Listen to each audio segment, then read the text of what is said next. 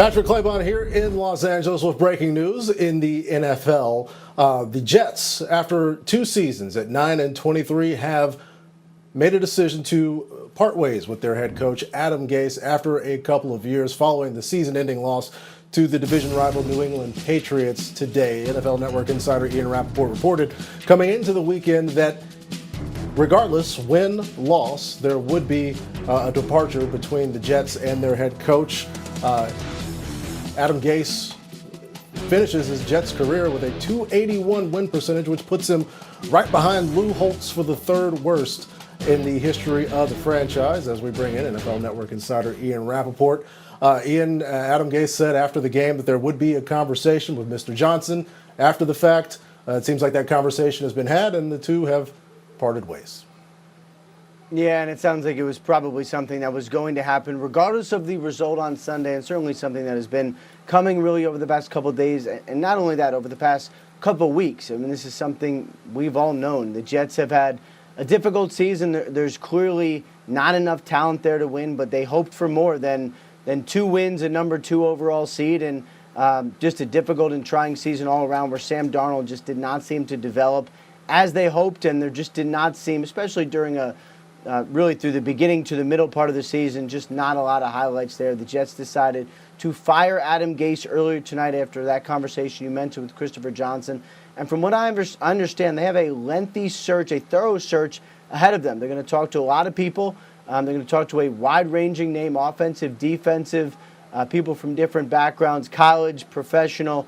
This is going to be a search that, from what I understand, is expected to mirror that of the Ravens used for John Harbaugh, of course, where Joe Douglas comes from. But yes, Adam Gase now fired as Jets coach officially. He starts a new chapter in his life after 2 straight head coaching jobs, and the Jets move on and need a new leader. Yeah, 2 straight coaching jobs in the same division, a division in flux that sees the Buffalo Bills win the division for the first time in a really long time, Ian. And you mentioned that search that the Jets are going ahead. This was a couple of weeks removed from the Jets being in a lock-solid position to get the number 1 overall draft pick. Is what you're hearing that search for the new head coach did not start until tonight? Well, what teams do when they sort of have an idea they may be needing a new coach, or just in case. I mean, we've seen teams across the NFL do it who didn't end up firing their head coach. Happens every year, but the Jets have done research and homework and lined up some background checks and just really make sure that if they do fire their coach, which of course now they officially have done, that they are ready for it, that they know what is going to happen, that they can hit the ground running. Expect the Jets to have a busy day of interviews tomorrow, for instance. And among the names to consider would really be all of the top candidates that we've been discussing, from Eric Bieniemy, the Kansas City Chiefs offensive coordinator, Arthur Smith, the Titans offensive coordinator, Matt Eberflus, the Colts defensive coordinator. That would be one. Brandon Staley, the Rams defensive coordinator, would be another. Wouldn't be surprised if Florida's Dan Mullen end up receiving a call. I know there's been some interest there. So, yeah, I mean, this is one where the Jets, knowing what they've done and just made it official again a couple minutes ago, they're going to be ready for this coaching search. And Ian, going back to that last coaching search, there was a discussion after Matt Rule was a potential target, listed as one, a discussion of whether or not he would have had the opportunity to do everything he wanted as a head coach regarding the staff. Rule declining to comment to some extent after the fact there. Will there be similar stipulations, do you think, coming into this search on a new head coach, or is this a full-on 100% new direction for this franchise? Well, the hope is that it's a new direction. And remember, a lot of the principals who were there last time are not here this time. Mike McCagnon, of course, the general manager, not there this time. And you're right, it was an arranged marriage between Adam Gase and Greg Williams, one that simply did not work out. I mean, you basically had Gase running the offense, Greg Williams running the defense. They were not always on the same page. They were not always fighting toward the same goal. The arranged marriages do not work. So what you'd hope is that Christopher Johnson and general manager Joe Douglas help pick the head coach. The head coach picks the staff. Everyone can work well together, and this is much more harmonious because there really are tough and important decisions ahead. What do you do with the number 2 overall pick? Do you trade Sam Darnold? Do you take a quarterback and keep Darnold for a year? I mean, there's a lot of options here for the Jets, and to make this work, to finally get the franchise going in the right direction that you want, everyone has to be on the same page here finally. And you mentioned that decision with regards to Sam Darnold. Would you see that being a deal breaker? Say Joe Douglas, Ian, wants to go one direction with their former top 10 draft pick, and the head coach wants to go a different one. How will they make this decision before or after they bring their new head coach in? Well, this decision does not need to be made until March. That's when players are that's when players are traded usually, and that's when decisions have to be made.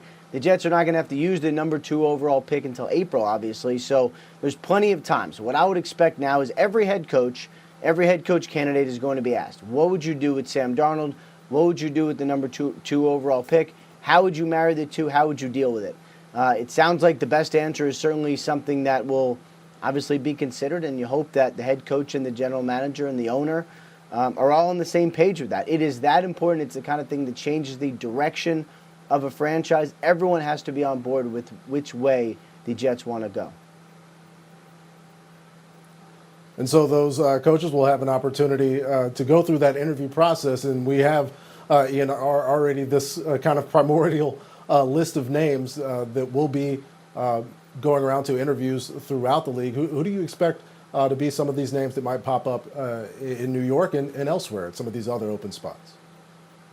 Yeah, some of the top candidates and names we've been talking about really for the last several weeks and months. Arthur Smith from the Tennessee Titans, the offensive coordinator, definitely one of the better offensive minds around. I mean, we saw it in today's game. We've seen it all season. I would expect him to get requests from basically everyone. Eric Bieniemy has long been a top candidate.